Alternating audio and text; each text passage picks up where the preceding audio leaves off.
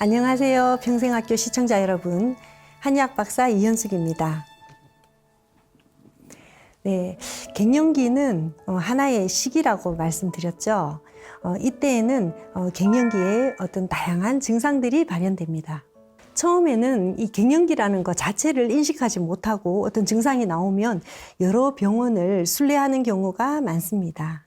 자, 갱년기의 대표 증상인 불면, 관절염, 가슴 두근거림, 열감, 땀, 우울감 등등이 나타나면 각각의 이유로 여러 병원을 찾게 되는 경우가 많은데요. 사실 갱년기는 특정한 증상 하나만 나오는 게 아니고 복합적으로 한 번에 찾아오게 됩니다. 환자들은 굉장히 혼란스럽고 받아들이기가 힘든 경우가 많습니다. 몸 전체가 그냥 고장난 기분. 그래서 종합적인 증상으로 발현되는 갱년기를 인정하고 갱년기 맞춤 치료와 관리가 필요하다고 할 수 있겠습니다. 자, 지금부터 자가진단법을 알려드릴 건데요. 집에서도 이런 증상들을 체크해 보시고 갱년기 가능성이 높으신가 한번 확인해 보시기를 추천드립니다. 갱년기 자가진단법은 쿠퍼만 교수에 의해서 고안된 것인데요.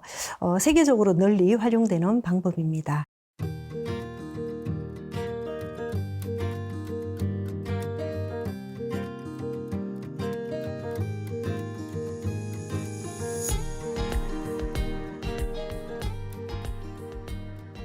여기에 있는 점수들을 체크해서 보시게 되면 가중치에 따라 점수가 달라지는데요. 15에서 20점 정도이면은 경미한 갱년기 증상이라고 볼 수 있고요. 20 내지 35점 정도가 나오면 중등도의 증상이라고 볼 수 있어서 적극적인 노력이 필요한 단계라고 할 수 있습니다. 35점 이상이 나오신다면 심한 갱년기 상태로 전문적인 치료가 필요한 상태라고 볼 수 있습니다. 제가 판단하기에는 20점 이상이 된다면 그냥 해결하려고 하지 마시고 전문가를 찾아서 정확한 진단과 치료를 받으시는 것이 도움이 된다고 생각합니다. 이번에는 갱년기 장애를 일으키는 원인에 대해서 살펴보겠습니다. 갱년기 장애는 다양하게 나타나는데요.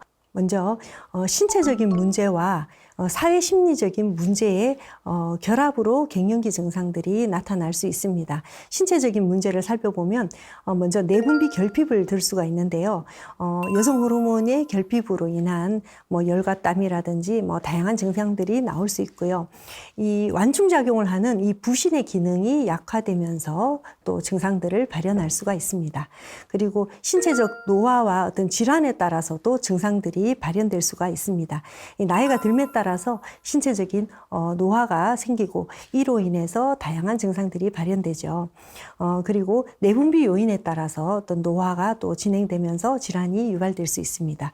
그리고 이제 사회 심리적인 문제가 어떤 갱년기의 어떤 여러 가지 정신적인 어떤 증상들에 더 큰 영향을 미친다고 볼 수가 있습니다. 이 갱년기의 특징상 이 배우자의 어떤 퇴직이라든지 아니면은 나이가 들에 따라서 여러 가지 질병이나 심지어 이제 죽음을 경험하는 경우도 있습니다. 이로 인해서 정신적인 충격을 받게 되면서 갱년기 증상이 가속화되는 경우들이 많이 있고요. 그 다음에 이 자녀 문제도 빼놓을 수가 없는데요. 이 갱년기 주부들이 굉장히 힘든 것 중에 하나가 또 자녀 문제라고 할 수 있습니다. 이 경쟁이 치열해진 사회에서 이 아이들의 어떤 수험이나 자립이라든지 이런 문제들이 엄마의 문제가 되면서 많은 갈등을 일으킬 수가 있고요. 갱년기 나이가 되면 본인도 힘이 드는데 부모님들이 다 노쇠하고 여러 가지 이제 질병 등이 오기 때문에 부모님들을 간병을 해야 된다거나 돌봐야 된다거나 하는 일로 본인의 증상이 감추어지는 경우들이 많아서 갱년기 증상을 가속화시킬 수 있습니다. 또한 직장인들의 경우에는 인간관계로 오는 스트레스를 이기기가 힘들어지고요. 책임이 올라가면서 그에 따른 많은 스트레스를 받는 것이 갱년기 증상을 가중시킵니다.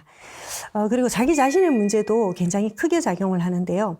먼저 제일 중요한 것은 건강에 대한 자신감을 잃어버리는 것입니다. 그리고 노화에 대한 불안이 있고요. 몸과 마음이 함께 약해지는 그런 것들을 많이 느낄 수 있습니다. 그리고 빈둥지 증후군이라고 해서 남편과 이런 자식 바라보던 그 시선이 굉장히 이제 외로운 상태로 이제 변하는 거죠. 이런 극복해야 될 정신적인 문제들을 또 많이 가지게 되고요.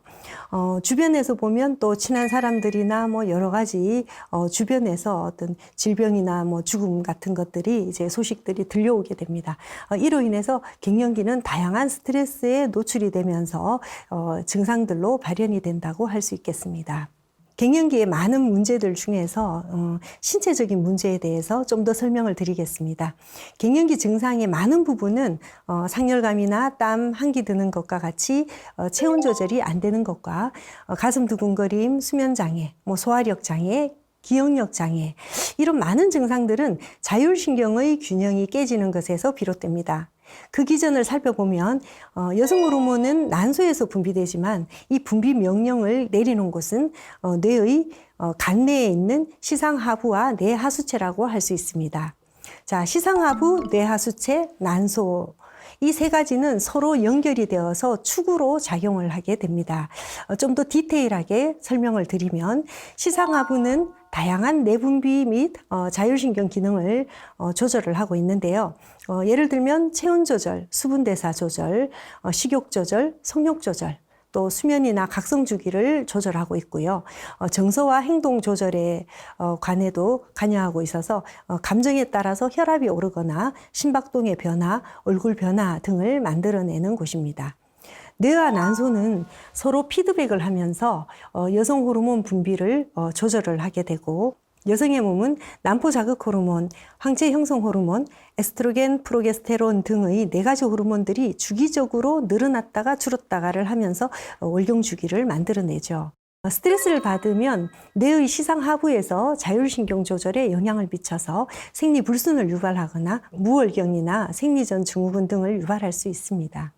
자, 폐경기가 되면 거꾸로 난소의 노화가 뇌에 영향을 미치게 되는데요. 이 난소의 노화로 인해 호르몬 생산이 줄어드는 것이 뇌에 전달되면서 시상하부의 호르몬 조절 및 자율신경 기능에 영향을 주게 되기 때문에 다양한 갱년기 증상들이 나타나게 됩니다. 자, 폐경은 자연스러운 것이며 우리 몸은 호르몬이 없는 상태에, 여성 호르몬이 없는 상태에 잘 적응할 수 있도록 여러 가지 완충작용을 가지고 있습니다. 이 나머지 호르몬들이 서로 협력해서 일을 잘할 수 있는 여건을 만들어주는 것이 우리가 갱년기에 해야 할 일입니다. 자, 한의학적으로는 어떻게 갱년기를 이해하는가에 대해 말씀드리겠습니다. 한의학에서 건강의 상태는 수승화강이 잘 되는 상태라고 얘기합니다. 이 수승화강이라는 것은 신장의 진액은 올라가고 심장의 열은 내려간다는 말로 이 수승화강이 잘 되면 음양 균형이 이루어지고 몸의 생리적인 기능이 정상적으로 유지된다고 했습니다. 이 자연계에서 예를 들어 보면 강물이 있을 때 위에서 태양이 비춘다고 이제 가정을 해보면 이 태양은 심열, 심장 기능이라고 보시면 되고요. 이 강물은 신장의 진액, 신수라고 이해하시면 됩니다. 강물이 넉넉하면 햇볕이 쨍쨍 내리쬐어도 이 햇볕을 흡수해서 주변에 따뜻한 기온이 순환이 되면서 이 나무들이 무성하게 자라게 되겠죠. 이는 면역력이 안정화되어서 저항력 또한 강한 상태라고 할 수 있습니다. 이와 반대로 강물이 바짝 말라있는 상태라면 태양이 계속 비추어진다면은 이 강바닥이 쩍쩍 갈라지면서 땅 속에서 지열이 올라오게 됩니다. 이렇게 되면 그 열의 정도는 1 더하기 1이 2가 아니라 1 더하기 1은 10 정도의 이글이글 타는 열이 생기게 된다고 할 수 있습니다. 이때 주변에 나무는 당연히 말라 죽고 말겠죠. 이런 상태가 면역 저하, 저항력 저하라고 이해하면 됩니다. 갱년기가 되면 신수 고갈의 상태가 되므로 이 심장의 열을 흡수해서 내릴 수가 없게 되기 때문에 이 심장의 열이 위로 떠서 뇌의 자율신경 기능의 실조를 일으키고 면역 저하, 저항력 저하로 인해서 여러 가지 질병들이 생기게 됩니다.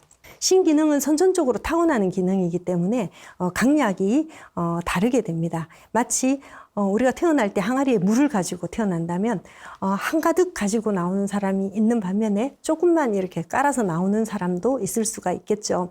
선천적으로 타고나는 것이 이미 다르다고 할 수 있습니다. 그냥 편하게 얘기하면 강체질, 약체질로 구분할 수가 있습니다.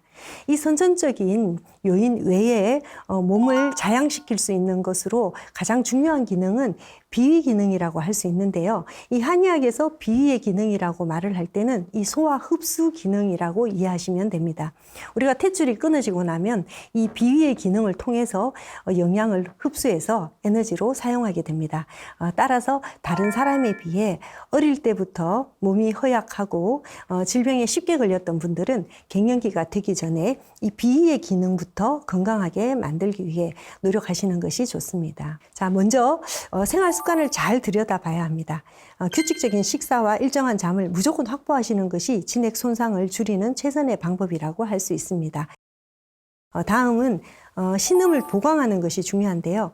예를 들어 평소와 같은 수면 환경에서 잠을 자도 피로가 풀리지 않거나 평소와 달리 허리나 관절이 뻣뻣함을 느낀다거나 생리 불규칙이 심해지고 생리 전후에 몸이 극심하게 피로하고 불편함을 느끼신다면 꼭 전문가를 찾으셔서 몸의 상태를 확인하시고 적절한 치료를 받으시는 것이 좋겠습니다.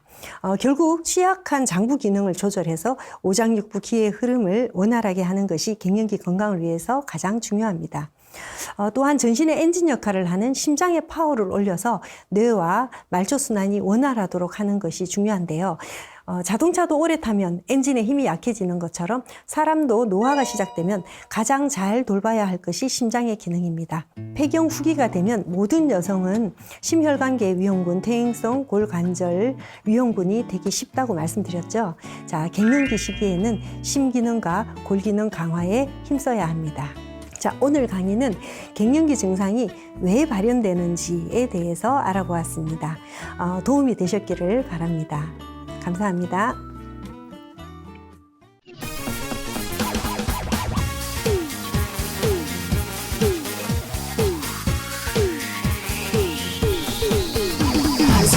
Go!